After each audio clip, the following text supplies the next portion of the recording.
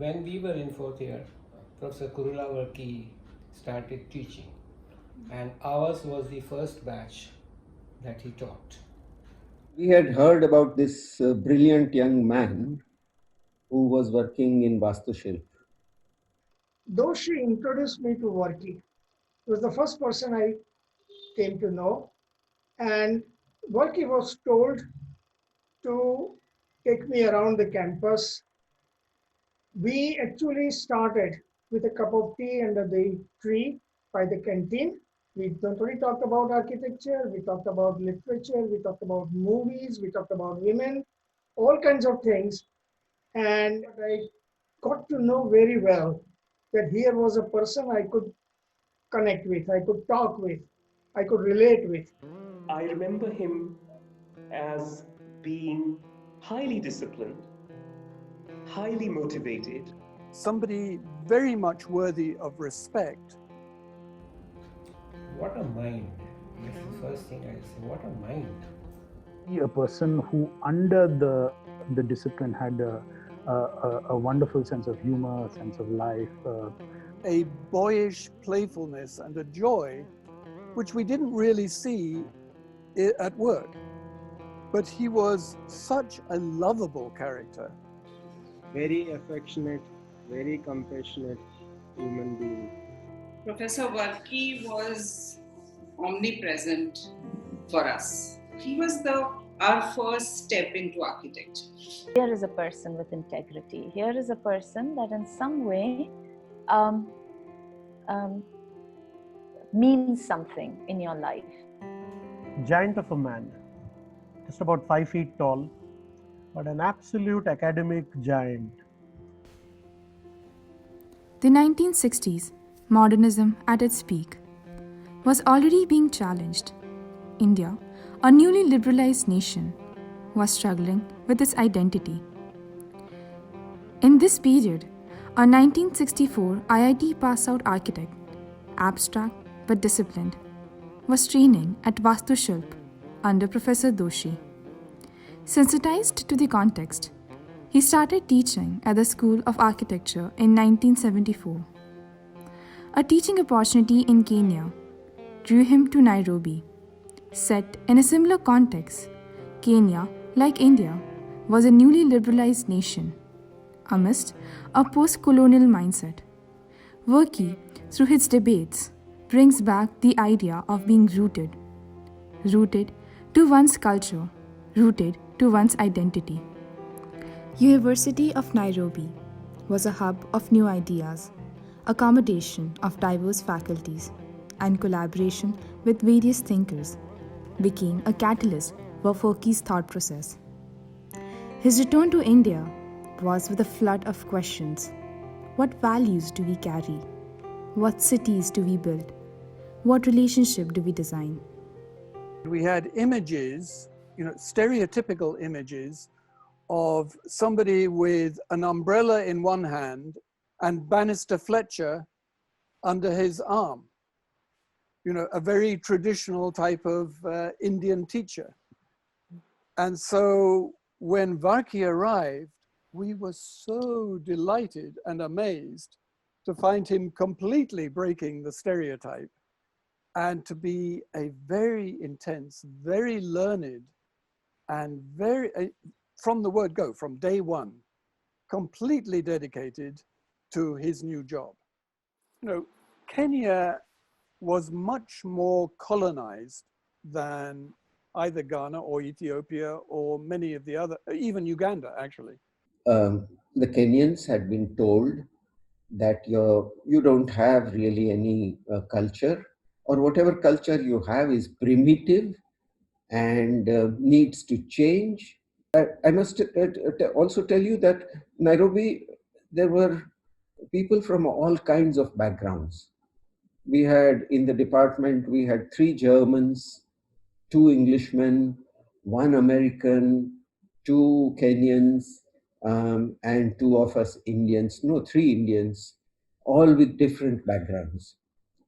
And it was quite an exciting place. There was an Iranian who was also an architect and a structural engineer. And together this group started discussing the ways of vitalizing the teaching of architecture. And it became a very exciting group to be a part of. And Varkey played a key part in stimulating that discussion. The other thing that we did in the history and theory is that it was very Eurocentric. And again, I would remind you that we were only, within the decade of Kenya having achieved independence.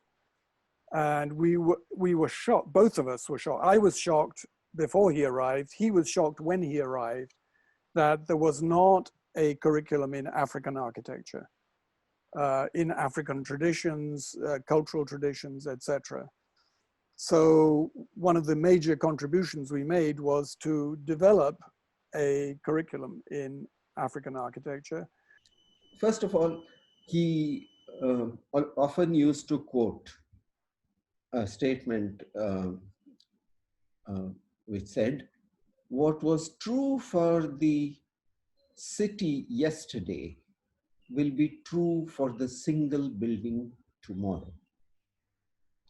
So that, and he was much affected by Jane Jacobs' thinking, by the thinking that developed in the Team 10, and so on. And so he thought that you cannot think of the building as an object which stands apart in space.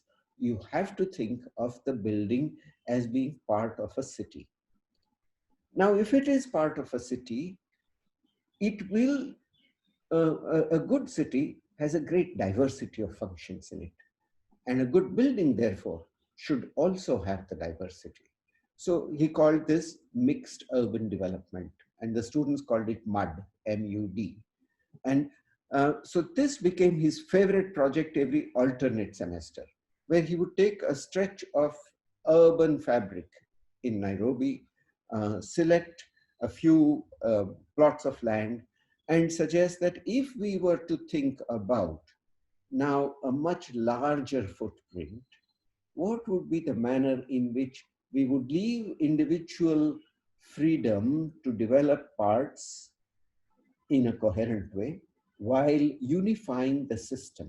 So sometimes emotional, but also very productive discussion about, what do you really mean by indigenous? And if you want to define indigenous, do you really want to exclude all foreign influences? Because if you exclude foreign influences, very soon you end up with nothing much. Whatever culture you're in, in British culture, in Indian culture, certainly in American culture, if you exclude foreign influence, you're reduced to sort of nothingness. And so to convey this and to have that discussion with African students who are very keen on asserting their own identity and asserting their authenticity, this was a new angle to the discussion which required some more thinking from their point of view. That to say, okay, fine, that's history, and we can build on those elements of history without feeling subsumed to the foreigners, whatever form they come in. His appointment as a director of School of Architecture led to the adaptation, the implementation of his ideas and thoughts, a contextual approach to urbanism, encouragement for experimentation, widen the students' horizon of knowledge. He was more a contextualist than a postmodernist or a stylist, and that was his particular soft spot, and that was his own intellectual leaning. And this is something that proliferated in his teaching, and it proliferated into the institutional curriculum during that time. His concern was School of Architecture. How do we make a manner of study which is vital, open-ended, free to explore, and yet has a method by which a student can stand by. So first of all, there was the measured drawing programming, and which was called the RSP, Varkey systematized and extended the RSP program so that the first years would take a small village, the second years would take an urban neighborhood, and the third years would take a monumental building from the historical times. Second, the thesis program. He thought that this was a wonderful opportunity to build up a series of studies on the architecture of India, both contemporary architecture as well as traditional architecture. And Varkey came up with a fascinating idea, which was that every semester would have a theme. So, for example, themes like studying the contemporary, or themes like tradition and modernity, were themes every semester. You know, every leader brings an identity to an institution. And certainly when Varkey was there, he elevated it from what it was. He made it much more proactive in terms of how it related to other institutions, the level of work that came out from the students, publications, the publication program, and a greater interaction with many more global institutions, and also many more architectural professionals. He worked on the total curriculum, and by the end of the first year, he had a new curriculum worked out with everybody's participation.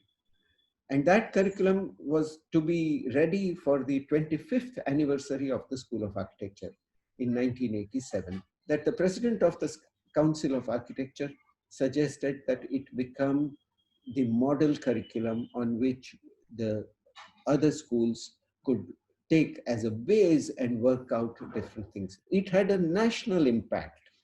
All the schools where there was not too much of a background could pick up this curriculum easily because it was very well structured, and it was possible to implement it with a sort of rudimentary staff. That instead of designing one building, which you could have done, say, in the time for about one semester, okay, you taught 40 students for one semester and really gave your best and made sure that you brought them up to a certain kind of level where what they are going to do is going to become very relevant. And then when those 30 people go out into the practice next year and do 30 projects, probably it will have a larger impact. So it's a question of intellectual involvement in such a way that one sees in the project the potentiality that the students himself or herself may not have seen. It was his sheer ability to make you feel special. By nature, he would sketch a lot. So, he'd take out his soft pencil and he'd be sketching, and he'd sketch beautifully. If you looked at one of his sketches, it didn't just have quality, but it had content. This guy is a builder of professionals. He could take an institution and grow professionals out of it. We had history class, so it was not where he allowed us to kind of discuss or anything. We first had to know before we discussed. So he would take you through that, and he would ensure that you knew. It was terribly intimate in terms of how he took his role. Varkey would go to every town or settlement or building that he was going to teach about, would photograph, would sketch himself.